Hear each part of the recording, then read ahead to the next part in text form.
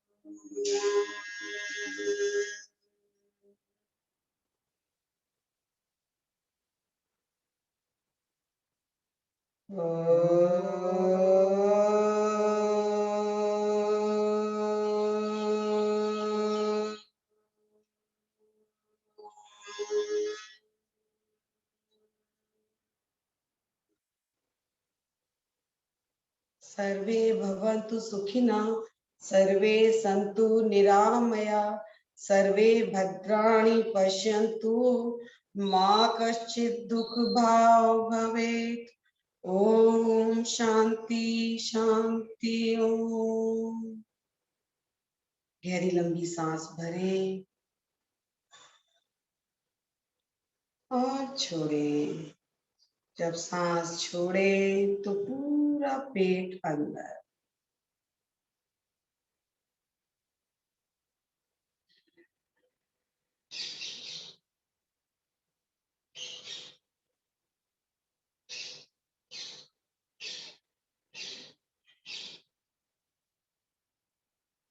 ऐसे ही एक पूरी लंबी सांस भरें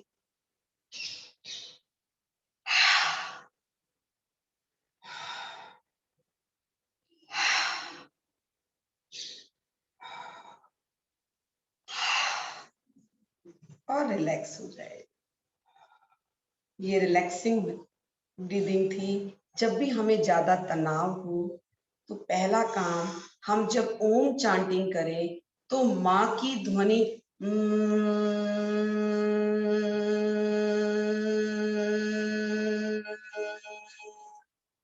को लंबी कर दें। आ ऊ को छोटा कर दें, माँ की ध्वनि लंबी कर दें। इससे पहला काम वेगस नर्व टोन होती है और दूसरा पैरासिम्पैथेटिक मोड एक्टिव होता है। हम अंदर से काम और रिलैक्स होते हैं। दूसरी चीज, जब हमें लगे कि हम बहुत टेंशन से थक गए हैं, फिजिकली हम बहुत थक गए हैं, तो आपने पूरी गहरी सांस भरनी है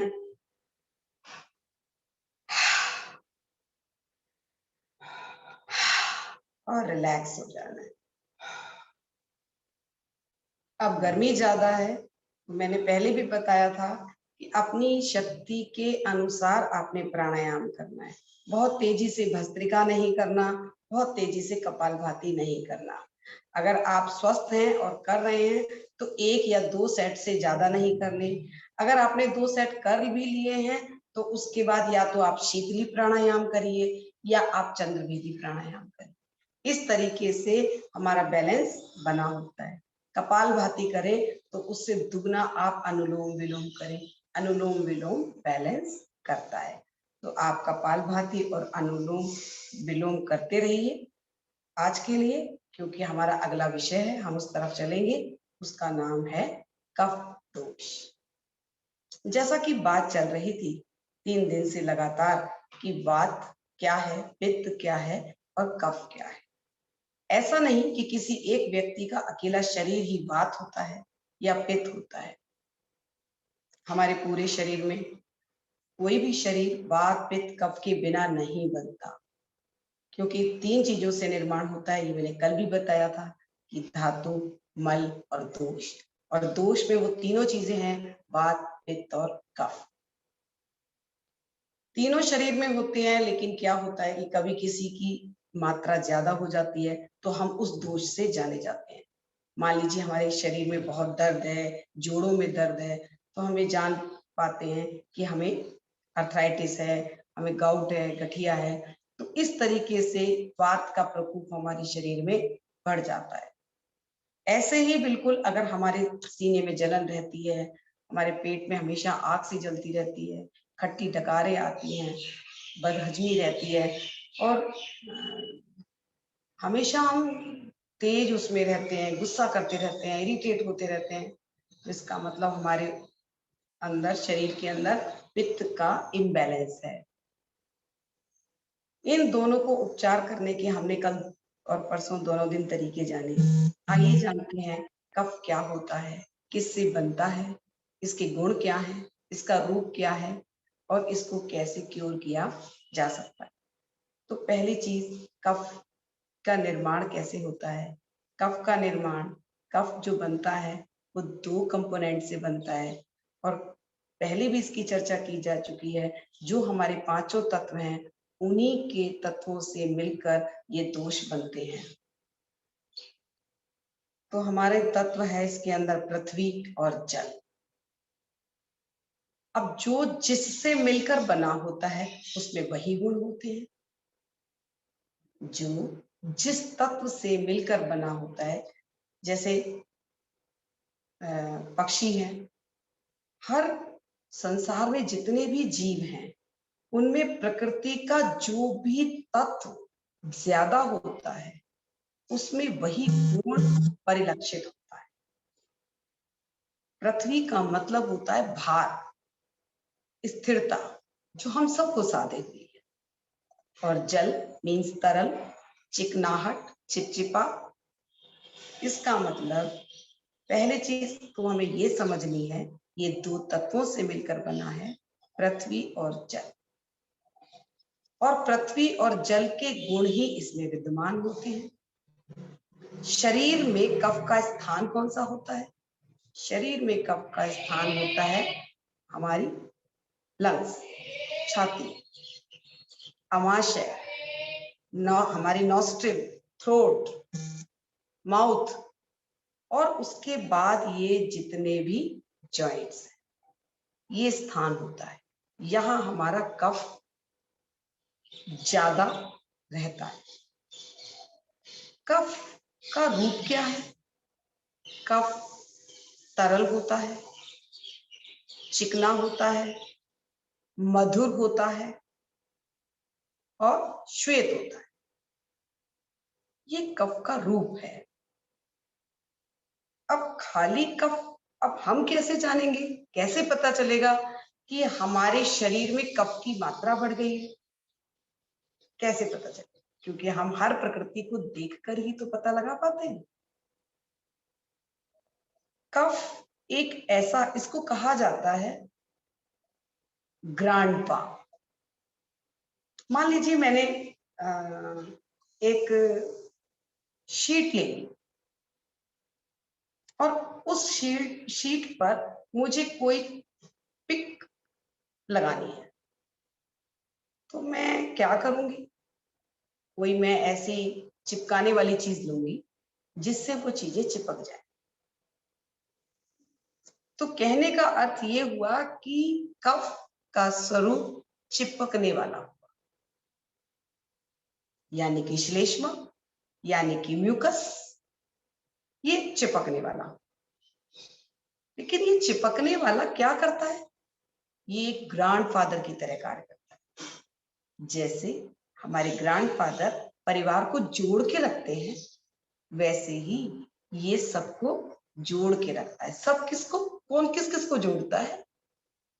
हमारे शरीर में तमाम तरीके की हड्डियां बिखरी हुई हैं, उनकी जॉइंट्स का ये जो जोड़ है उनको आपस में चिपका के रखता है। ये उंगली की स्थिति देख रहे हैं कि कितनी अच्छे से चल रही है, घुटने का मूवमेंट कितना अच्छा है। तो कहने का मतलब ये हुआ, ये लुब्रिकेसी प्रदान करता है, एक चिपचिपाहट, ताकि जैसे तेल डाला, तेल के बाद हम डालते हैं ना मोबिलाइन, वो उसका कार्य करता है। मोटे लोग हैं, इसका इसके इसके प्रकृति से कैसे पता चलेगा कि वो व्यक्ति कब प्रकृति का है? इसमें स्थिरता, क्योंकि शरीर पृथ्वी की बात आई तो हमारी पृथ्वी कैसी है? भारी है, भार है पृथ्वी में। तो ऐसे जो लोग होते हैं वो अच्छे खासे मोटे होते हैं, सौंदर्य होता है उनमें। लेकिन जो जितना मोटा है, और दूसरी चीज क्या है, उनके जितने भी जॉइंट्स वगैरह हैं वो अगर अच्छे से कार्य कर रहे हैं, इसका मतलब ये कि उनका कफ बहुत बढ़िया है,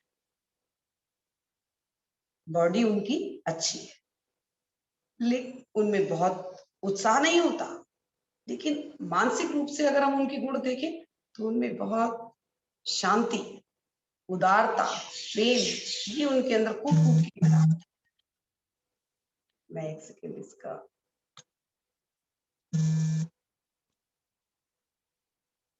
वो कूट कूट के भरा होता है। तो हमें कैसे पता चलेगा? अब जो कफ होता है वो दोनों तत्वों को भी बैलेंस करता है, पित्त को भी और वायु को भी। कैसे करता है? हमारे शरीर के अंदर जितने भी जॉइंट्स हैं उनमें चिपचिपा पदार्थ बनाए रखता है। एयर आती है, एयर आके ड्राई कर जाती है अगर, तो भी ये जो म्यूकस है, ये जो लुब्रिकेसी है, ये अपने आप फैलाव और चिपचिपाहट इतनी रखती है ताकि शरीर के जॉइंट्स चलते रहें। तो कहने का भाव ये हुआ कि ये कफ दोनों को भी साथ के रखता है, पित्त को भी और वायु। आप जानते हैं कि कफ कितने प्रकार के रोग को जन्म देता है? सबसे कम कफ के रोग होते हैं, सबसे ज्यादा वायु के रोग होते हैं। वात से 80 रोग होते हैं, कफ से, पित्त से 40 रोग होते हैं और कफ से केवल 20 रोग होते हैं। कफ से जितने भी रोग होते हैं वो हमारे लंग से संबंधित, जैसे दमा है, अस्थमा है, ब्रोंकाइटिस है, इस तरीके की बीमारियां जिसमें हमारा लंग्स इन्वॉल्व होता है, जिसमें हमारा जो शरीर है, इसकी स्थिति क्या है, ये और ज्यादा शरीर को आलसी बना देता है। जितने भी कफ प्रकृति के लोग होते हैं वो बहुत आलसी होते हैं। उन्हें ज्यादा चलना फिरना, अच्छे से काम करना, उनमें उन्हें कोई आनंद नहीं आता। उन्हें लगता है बस पड़े रहो, उन्हें सिर्फ आराम करना अच्छा लगता है। ये स्थिति और ये स्वरूप तो था ऐसे लोगों का जिनकी कफ की प्रकृति है। अब कफ किन किन चीजों से बढ़ जाता है? पहला, कोई भी चीज जब भी बढ़ती है तो वो खान पान से ही बढ़ती है। तो कफ बढ़ता है खान पान से। खाने पीने में हमने तली हुई चीजें ले ली, मैदे की चीजें ले ली, फ्रोजन चीजें ले ली, ठंडी चीजें ले ली, ये सारी चीजें हमारे कफ को बढ़ाती है। दूसरी चीज एक्सरसाइज की कमी। हमारे जो कफ वाले जो लोग होते हैं वो बिल्कुल एक्सरसाइज करना नहीं चाहते, वो बिल्कुल पड़े रहना चाहते हैं, मूवमेंट नहीं है। हाँ, लेकिन वो धीरे चलते हैं, उनमें उतना तेज उत्साह नहीं होता जितना पित्त वाले लोगों में होता है। इनको नींद ज्यादा आती है, लेकिन अगर ये एक बार कार्य करना शुरू करते हैं तो फिर उसे पूरा करके ही छोड़ते हैं, क्योंकि फिर एक स्थिरता, वो पृथ्वी का गुण है स्थिरता, फिर वो स्थिर हो जाते। तो अब ऐसे लोगों को क्या कार्य करना चाहिए कि उनका कफ दोष दूर हो जाए? तो पहला तो ये है कि हमारा जो भोजन है, हमारा खान पान है, उसे हमें बदलना होगा। उसमें हमें ठंडी और बासी चीजें नहीं चाहिए, तेलीय चीजें नहीं चाहिए, उसके अंदर दूध और दूध से बने हुए पदार्थ नहीं चाहिए, मीठा बिल्कुल भी नहीं चाहिए। मीठे फल ये सारे कफ को बढ़ाते हैं, केला, आम, ये ना, ये कफ को बढ़ाते हैं। हमें क्या चीजें, हमें जो खाने में चीजें चाहिए वो क्या चाहिए? हमें गर्म आहार चाहिए, नहाने के लिए गर्म पानी चाहिए, पीने के लिए गर्म पानी चाहिए, पेट को साफ करने के लिए विरेचन की पद्धति अपनाई जा सकती है, या फिर हम वमन करते हैं तो वमन में भी हम म्यूकस को अपने बाहर निकाल पाते हैं। आप देखेंगे कि सारा का सारा हमारा कफ बाहर निकल जाता है जब हम वमन करते हैं। तो इस तरीके से ऐसी क्रियाएं अपना के हम अपने कफ को बाहर निकाल सकते हैं, कफ प्रकृति से निजात पा सकते हैं। ये कफ जो हमें दिखाई देता है, ये तो एक्स्ट्रा जो हमें आंखों के माध्यम से गंदगी निकलना, नाक के माध्यम से गंदगी का निकलना, इसका मतलब कफ की अधिकता है। जब कोई बोलता है मुंह से लार निकलना, ये कफ की अधिकता है। हर समय छाती में गड़गड़ाहट और हर समय एक जकड़न, ये कफ की अधिकता है। तो इसको बैलेंस करने के लिए आपको गर्म पानी पीना है, अदरक का इस्तेमाल करना है, कच्ची हल्दी का इस्तेमाल करना है, अजवाइन जो होती है, मोटी इलायची है, इस तरीके की चीजें जो थोड़ी गर्म प्रकृति की होती है, आप उनका इस्तेमाल करें। जैसे कोविड-19 में अभी हमने देखा, तो सबसे ज्यादा आधार जो था वो हमारे लंग्स पर ही सबसे ज्यादा संकट आया हुआ था। वो लंग्स इन्फेक्शन में आ रहे थे, लंग्स का इन्फेक्शन बढ़ता चला जा रहा था। तो लंग्स के इन्फेक्शन के लिए हमें क्या क्या चीजें चाहिए जिससे ना हो? दमा, अस्थमा, ब्रोंकाइटिस, ये चीजें ना हो। तो एक तो हम इस्तेमाल कर सकते हैं अंगूर, आंवला, अनानास, ये फल चाहिए। इनसे, ये खट्टे फल होते हैं, रसदार फल होते हैं, इनसे हमारा जो म्यूकस है वो हमारा बाहर निकलता है। हम सोचते हैं अरे हमने खट्टे अंगूर खा लिए, क्योंकि बात वालों को खट्टा नहीं खाना होता, लेकिन यहाँ आपको मीठा बिल्कुल नहीं खाना, दूध बिल्कुल नहीं लेना, दूध भी कफ बढ़ाता है। दही नहीं लेना, छाछ नहीं लेना, दूध से बनी कोई भी चीज नहीं लेनी।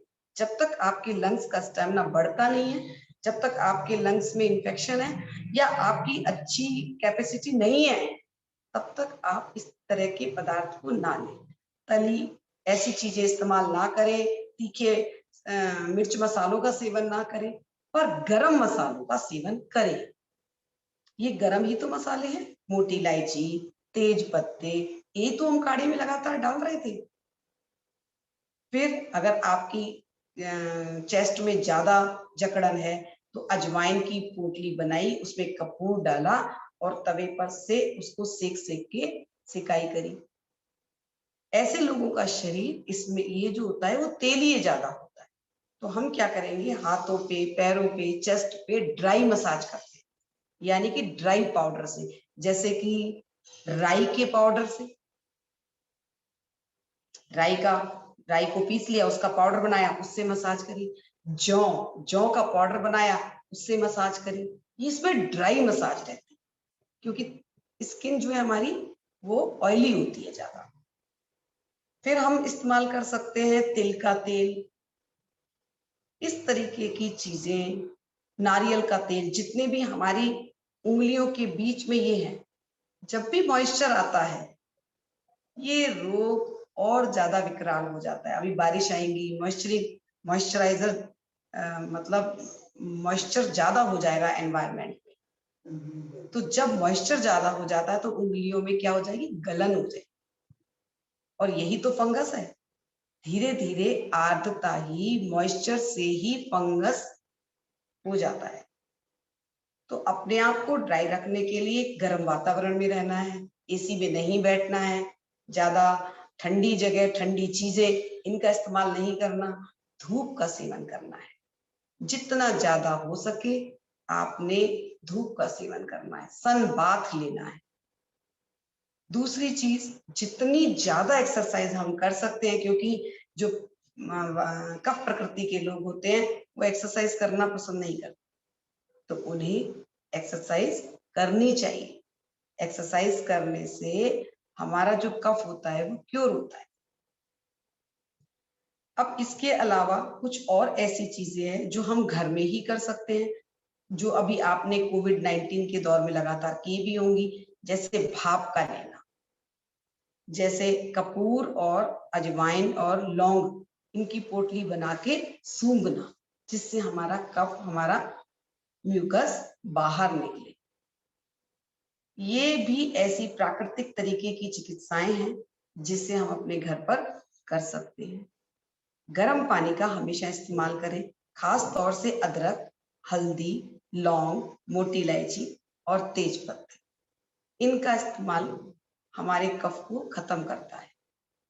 तो ये छोटी छोटी चीजें थी जिनसे हमारा कफ क्योर होता जाता है। अब कफ अगर बैलेंस होता है तो वो वात और पित्त को भी कंट्रोल करता है, नियंत्रित करता है, इतनी शक्ति होती है अकेले कफ में। तो अब जितनी भी ये चीजें हमने बताई कि कैसे कैसे हम अपने कफ को, अपने वात को और पित्त को बैलेंस कर सकते हैं। एक प्रकृति के अंदर कफ, वात और पित्त तीनों इम्बैलेंस भी हो सकती है। तो अब आपको डाइट और अच्छे से सोच के बनानी पड़ेगी कि मेरे अंदर वात का गुण भी बहुत ज्यादा है, मेरे अंदर पित्त भी बहुत है, मेरे को जब भी मैं खाऊं तो इनडाइजेशन होता है, जलन होती है। और दूसरी चीज ये है कि मेरे अंदर कफ का दोष भी बहुत ज्यादा है।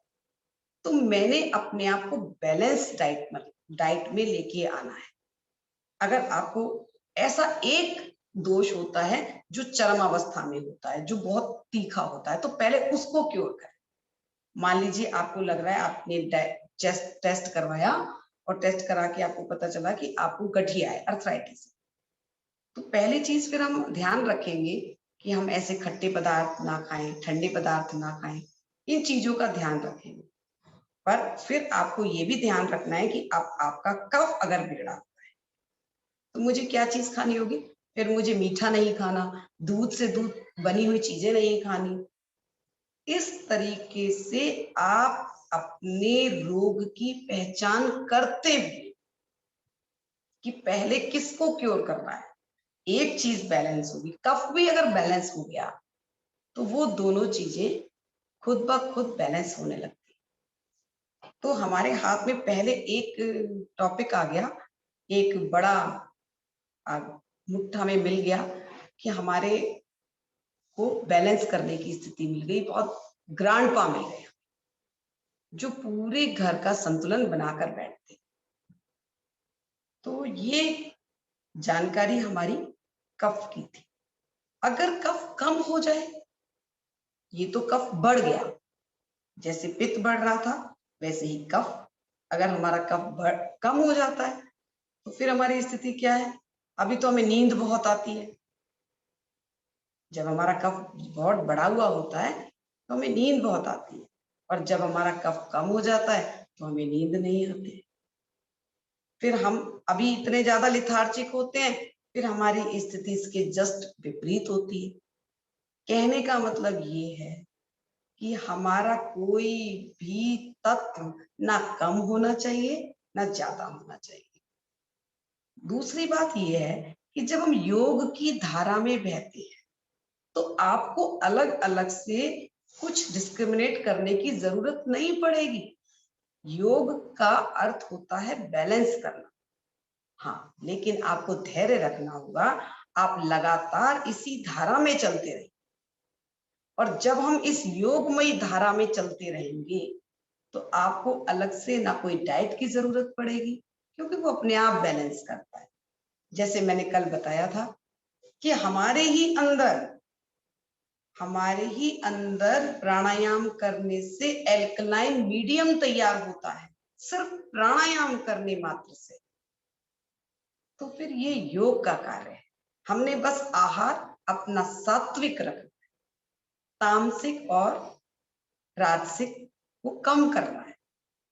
क्योंकि जैसे मांसाहार हो गया, गरिष्ठ भोजन हो गए, तो देखिए ये कफ को भी बिगाड़ते हैं, ये पित्त को भी बिगाड़ते हैं और वात का भी खराब करते हैं। तो कहने का भाव ये हुआ कि अगर हमारा भोजन सात्विक होगा, दिनचर्या हमारी अगर अच्छी होगी और भोजन हमारा ऋतु के अनुसार होगा,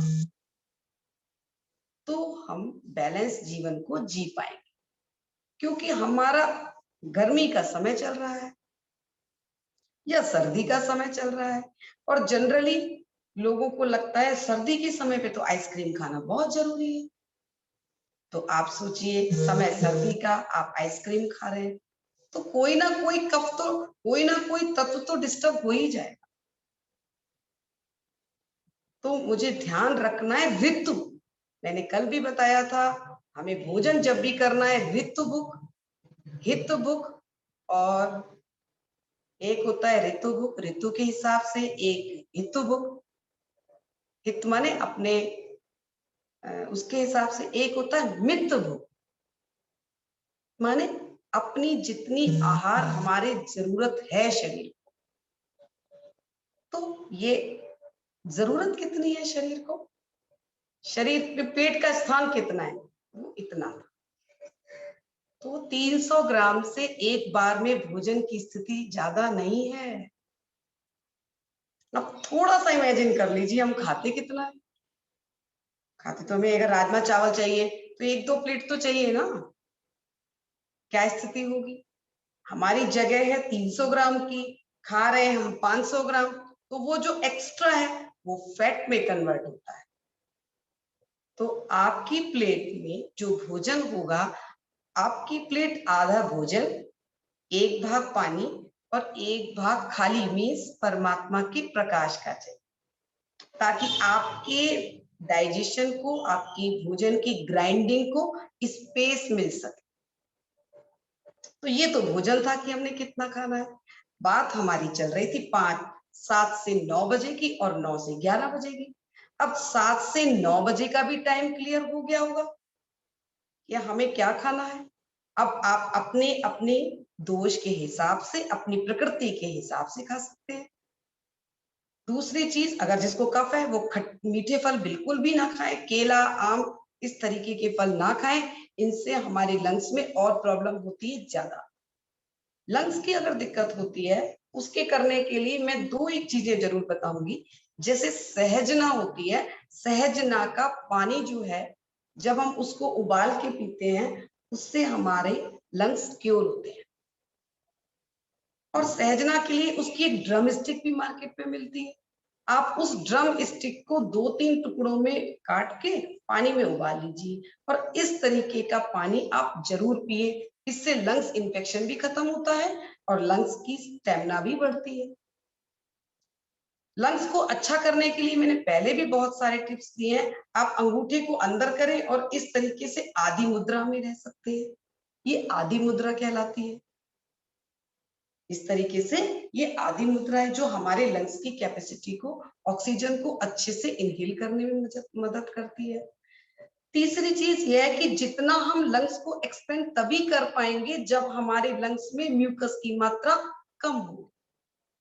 म्यूकस होगा हमारे उसके अंदर, तो हमारे अंदर जो वायु का जाना और आना है, ऑक्सीजन का इनहेलेशन और कार्बन डाइऑक्साइड का जो एक्सहेलेशन है, वो प्रॉपर लंग्स में तब हो पाएगा जब उसके अंदर म्यूकस जमा नहीं होगा।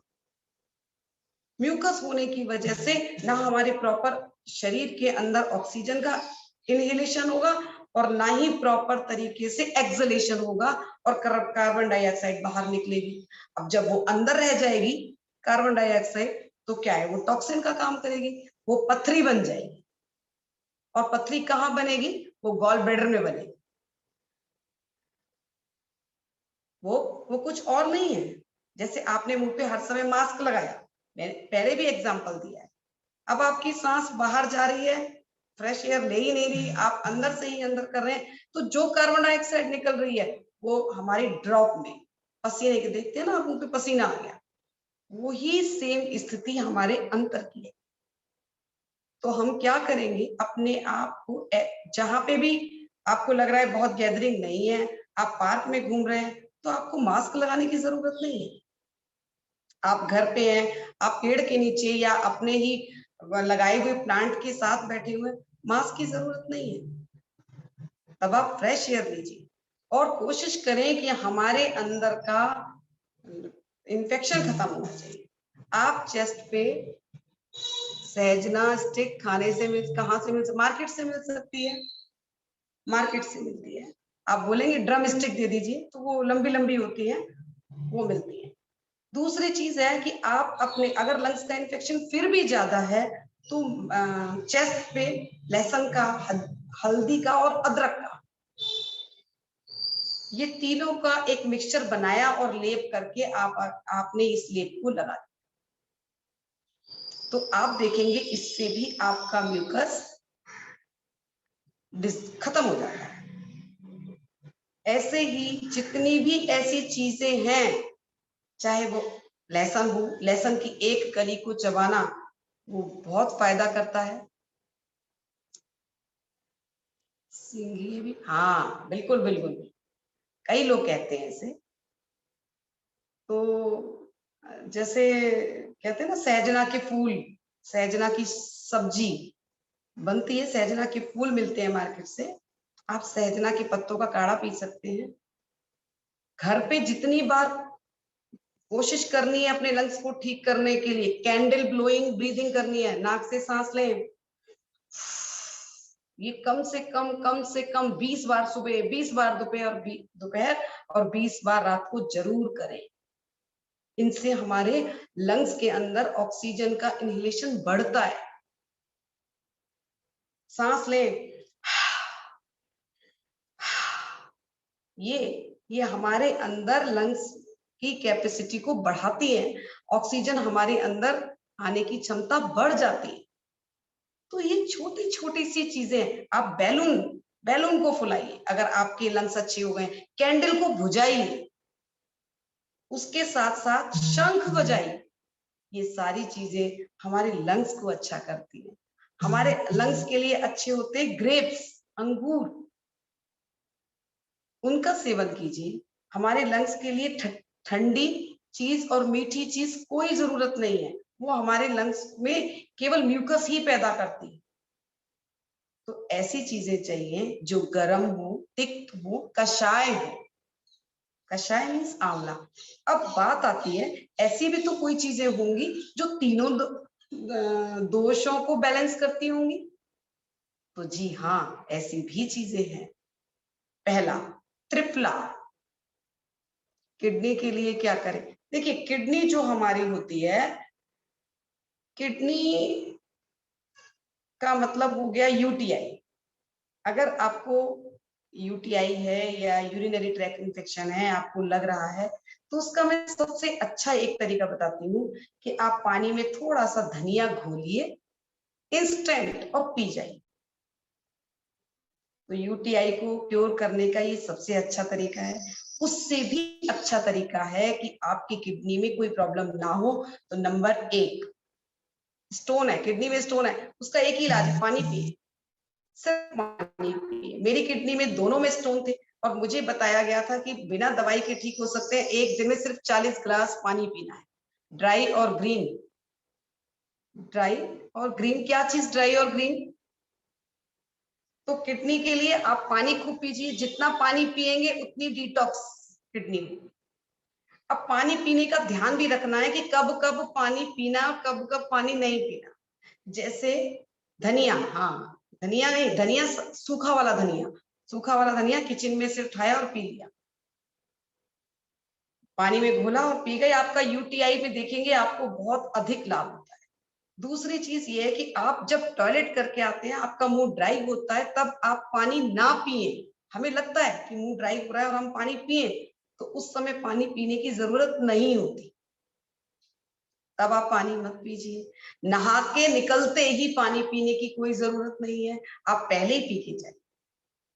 इससे हमारे टॉयलेट करके आए फिर पानी पी लिया किडनी पर, फिर आपने एक लोड डाला, ठीक है। खाना खाने के तुरंत बाद पानी नहीं पीना चाहिए। तो किडनी को क्योर करने का तो सिर्फ एक ही इलाज है, वो है पानी। आप अच्छे से पानी की मात्रा जितनी ज्यादा पी सकते हैं, आप देखेंगे कि उतना ही आप डिटॉक्स हो रहे हैं। बात आ रही थी कि कौन कौन सी ऐसी चीजें हैं जो हमारे तीनों दोषों को सही करती हैं। तो एक होता है त्रिफला, किसी भी दोष में ले सकते हैं। दूसरा होता है गिलोय, किसी भी दोष में ली जा सकती। और तीसरा होता है आंवला, ये किसी भी दोष में लिए जा सकते। तो आप देखेंगे कि आपके तीनों दोष अच्छे से क्योर होने लगे हैं। वात रोग यानी गैस की प्रॉब्लम में सौंफ, गैस की प्रॉब्लम में अजवाइन, अजवाइन ज्यादा काम करती है। सौंफ डाइजेशन करती है, आप खाना खाने की बाद लें। लेकिन अगर गैस बहुत बनी हुई है तो उसमें गैस, अजवाइन के साथ थोड़ा सा काला नमक अगर आप पानी के साथ फक्की मार लें तो आपको ज्यादा लाभ देगी। बात आती है, ये हमने तीनों दोषों को बैलेंस किया। ड्राई धनिया पाउडर को पानी में मिक्स करके करके पीना है। ड्राई धनिया पाउडर लिया, पानी में मिक्स करा और पी गए। अच्छा देखिए, अब यही बात कफ और इसकी बात पर आते हैं। किस वात जो रोगी हैं, उनको अगर यूटीआई ठीक करना है तो उनको क्या चीज लेनी है? अब ये आप अपने ही विवेक से कार्य कर सकते हैं। ठंडा किसको नहीं लेना? जो चीज ताजी है वो ठंडी है, जो ड्राई है उसकी ठंडक तो खत्म हो गई ना। जैसे हमने अखरोट ताजा लिया, बादाम ताजा लिया, तो वो उनकी तासीर बहुत गर्म नहीं होगी। ऐसे जो धनिये की पत्तियां होती हैं उनकी तासीर ठंडी होती है। यानी कि अगर पित्त वाले किसी व्यक्ति को यूटीआई होता है तो वो धनिये के पत्तों को पीस के पानी में ले तो यूटीआई में उसको मदद मिलेगी। अब यही अगर वात वाला है और वो धनिये को पीस के और पानी में घोल के लेता है तो वो धनिया ठंडा है और उसके घुटनों में दर्द बढ़ जाएगा।